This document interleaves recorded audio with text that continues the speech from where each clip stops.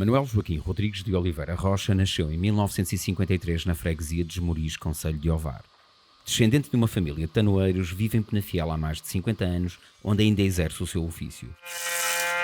O trabalho na sua oficina é feito em espaço simultaneamente aberto e fechado conforme as etapas em que vai laborando, curando naturalmente no exterior a madeira de castanheiro e carvalho que utiliza nos seus produtos.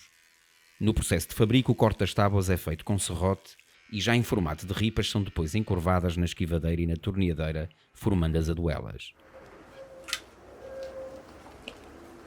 A pipa começa por adquirir corpo, dispondo-se as aduelas no interior do arco de bastição da cabeça, onde prende o moço de pau. O corpo é depois unido ao centro com um molde provisório em ferro e, na operação seguinte, aquece-se o interior da vasilha sobre um fogacho para que o extremo vergue, umedecendo simultaneamente a parede para ganhar a barriga. Manuel aprendeu a arte de tanoar aos 7 anos com seu pai Joaquim da Rocha, mas já o avô era tanoeiro com oficina em Vila Nova de Gaia. Chegaram a Penafiel correu o ano de 1966 e tomaram conta da tanoaria que um amigo de Joaquim, também ele de Esmoriz, tinha instalada no centro da cidade. Havia aqui um tanoeiro, ali à beira do cemitério, um senhor que foi para a França, e um fim de missa disse assim ao meu pai: Rocha, eu vou para a França, tu queres ficar lá com estas ferramentas? Olha, só te posso vender a ferramenta, que a casa não é minha. Assim foi. Joaquim e os filhos acabaram por ficar naquela oficina durante alguns meses, mudando-se no ano seguinte para o espaço que ainda hoje ocupa. Já em condições para ser unida, a pipa é apertada com um macaco que se colocou em torno do corpo junto ao fundo, e com a curvatura permanente formada retira-se do lume para o reboque. Empurram-se os moldes provisórios com o chassi e o malho, e são metidos os aros definitivos em chapa de ferro depois de curvados na chanfradeira. Manuel conta que quando o pai se mudou para o espaço atual teve de trabalhar em condições exigentes, pagando a renda do terreno em pipas e meias pipas, já que o senhorio era grande produtor de vinho e recorria com regularidade à tanoaria.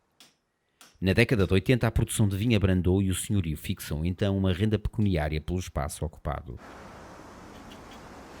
Entretanto, Manuel fez o serviço militar, regressando depois à tanoaria Rocha, onde desde então passou a conduzir o negócio de família. Focava-se sobretudo na produção de balsas e pipos entre os 5 e os 500 litros, mas a chegada de novas formas de armazenar o vinho fez diminuir as encomendas, levando o tanoeiro a escoar os seus produtos nas feiras de artesanato da região.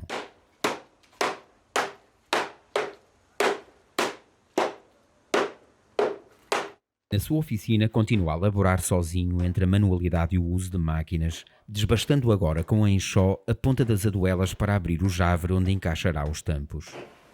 Nós, em princípio, era tudo manual. Hoje já temos a ajuda de algumas máquinas. Com a plaina elétrica desbasta a madeira para a execução do tampo, acertando as medidas com o compasso e uniformizando a superfície na garlopa ou raspilha. Finaliza a pipa com a colocação do tampo que é batido com um maço inserindo depois o batoque.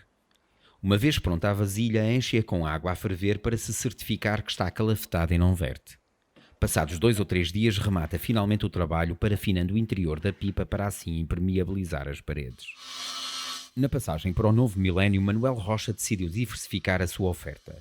Com base nos mesmos materiais e técnicas que usa na tanoaria, executa também peças decorativas e de mobiliário.